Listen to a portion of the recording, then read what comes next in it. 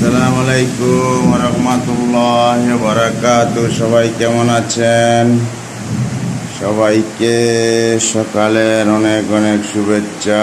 আজকে সকালবেলা প্রচুর ঝড় তুফান আরম্ভ হয়ে গেছে, এমনকি প্রচুর বৃষ্টি। এই কয়দিনের ভিতরে এমন বৃষ্টি হয়নি। অনেক জোরে সোরে বৃষ্টি হচ্ছে এবং পানি সব দিকে পানি তলিয়ে যাচ্ছে।